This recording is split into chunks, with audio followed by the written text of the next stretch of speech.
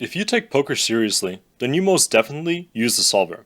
But most likely, you also waste a lot of time studying because your approach is not the most efficient one. In other fields, this isn't a major issue, but in poker, every minute you spend working on the wrong thing sets you back relative to your competition. I've spent a lot of time studying very suboptimally, which is why I spent a lot of time thinking about and refining the way that I use solvers. Even today, there's lots for me to work on, just like everybody else. But I've learned a lot, and I'm willing to bet that I can teach you how to use solvers better. Let's learn together. The majority of the time we spend studying poker is studying solver sims. Poker students are well aware of the benefits of doing so. In a study that I conducted, analyzing the study habits of mid-stakes regs, players overwhelmingly said that they spend most of their study time doing solver work, and they rated it as having the highest EV of all study methods. However, they spend the majority of this time studying Nash, despite actually ranking a different way to study solvers as more beneficial.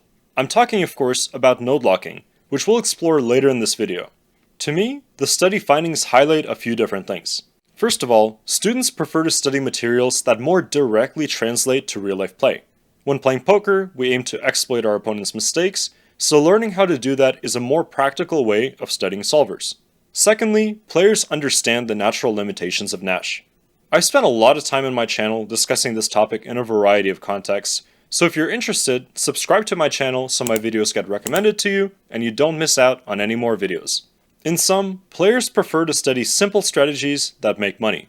And a common approach to do this is to first study a bit of Nash to come up with a solid baseline strategy, and then learn how to deviate from that strategy to exploit opponents in all sorts of creative and lucrative ways. So that's what we're trying to accomplish. But let's discuss each step in depth. Hey everybody, it's me from editing. I want to announce that the GTO Wizard team and I are giving away 3 one-month subscriptions to GTO Wizard in my Discord. All you have to do is join and enter in this channel right here. So come join our growing, motivated community of poker players. And back to the video. The first problem that we face when studying poker is that we need a way to come up with a baseline strategy that is the right level of complexity. Consider an example formation. Button versus big blind played in a single raised pot. We're playing from button, and we have the opportunity to c-bet on 10-8-7 monotone. When starting off learning poker, you may have learned that when c-betting, you should bet your strongest hands, check your medium strength hands, and then just bluff a lot. At Nash, the correct strategy for this board looks like this. But if you played the beginner strategy, you'd be playing something like this instead. Notice just how different it is. The main mistake you're making is that you're checking way too many medium strength hands, like second pairs, which allows big blind to run you over every time you check. This strategy is just oversimplified. Even mediocre opponents, who have not been studying solvers for very long, know exactly how to exploit this strategy because the extent of this mistake is gigantic. On the contrary, even if we put just 1 hour into studying the Nash strategy on this flop and similar ones, we probably make our baseline strategy far too complex and waste a lot of time in the process. Very simply, our baseline strategy does not need to be this complex, because it's just supposed to be our baseline. When we're playing in-game, we should always find reasons to deviate from Nash, so there's no reason to learn it this well. It's much better to learn a tiny bit from each spot instead of spending all of your time on just a few spots and then not have enough time to even glance at other ones. So many poker players fail here. Our primary goal is to learn just enough to get by. The right level of simplification is to develop a very rough outline of Nash. We want to be able to look at any flop, turn, and sometimes river and answer the following questions. What are the common bet sizes used at Nash? What is the approximate overall betting frequency here? What hand classes should bet often? What is our opponent's calling threshold versus our main size? Answering these questions might seem simple, but don't be fooled. Developing an outline for most of the common spots in poker takes a lot of time. But to answer these questions, we need to do solver work. Whether we do drills or review hands, we need to look at the Nash solution of unfamiliar spots.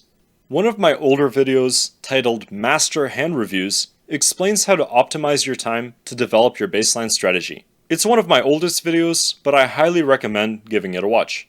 To summarize it, you should aim to answer just 1 or 2 questions with every spot that you look at. These questions can be simple or complex, but either way, it's important to ask questions that apply to many boards and not just the one that you're on. For example, looking at Button's c-bet strategy for 10-8-7 monotone, you might ask, on what monotone boards is Button's c-bet frequency lowest?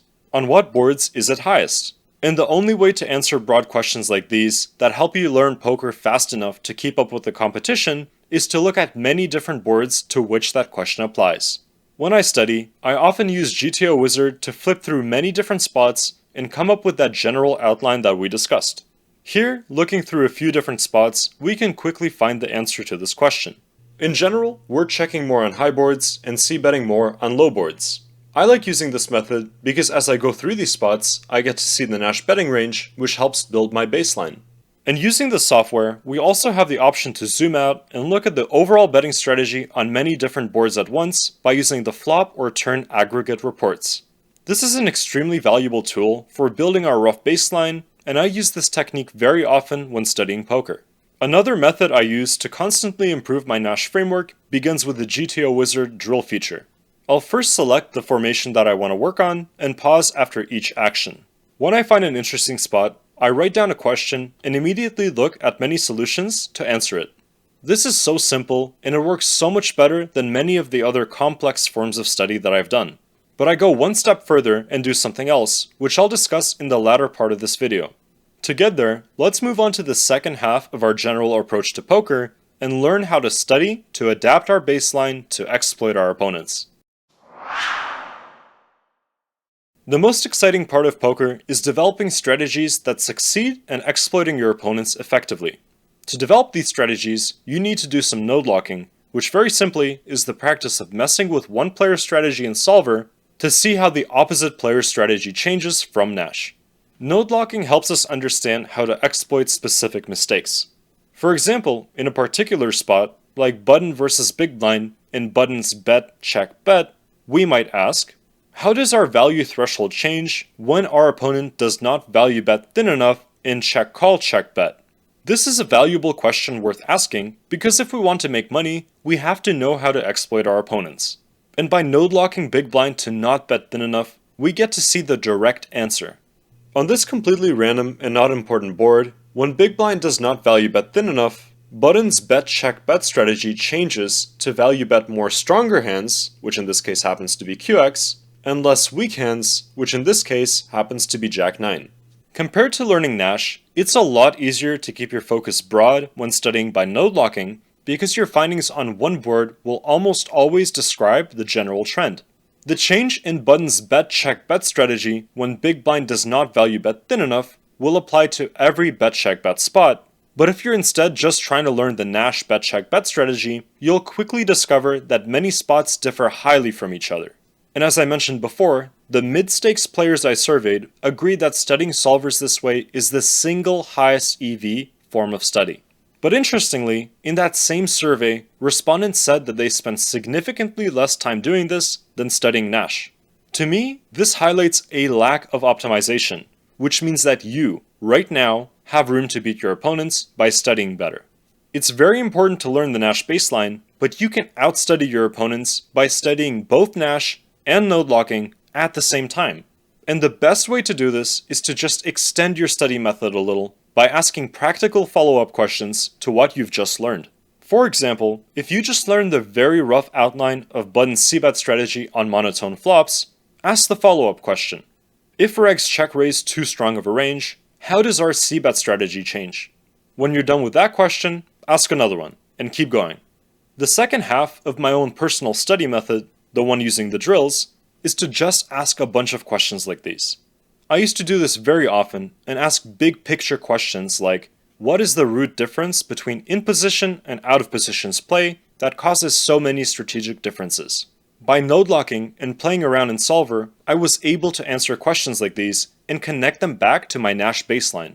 Regs know that this is the highest EV thing to do, but they don't do this often enough. And one major reason why is because this takes a lot of time, especially if you're building and running sims from your own computer.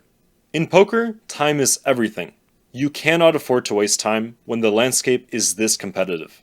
I was able to quickly rise in stakes because I used to analyze 1,000 spots per month in depth using the method that I've described. I didn't build 1,000 sims myself. I used GTO Wizard AI, which allows you to node lock any spot you want in a matter of seconds. It's like having access to a poker supercomputer. It's a valuable tool that is worth every penny, and for a discount code, check the link in my description. But with that said, you now know exactly what you have to do to improve. You know that you should simplify your Nash study and focus just as much time on node locking. I hope that this video has helped you by shedding light on how to use solvers to benefit you in-game. And like I mentioned, be sure to join the Discord. We're a motivated, growing community of poker players. Make sure to like, subscribe, and I'll see you in the next one.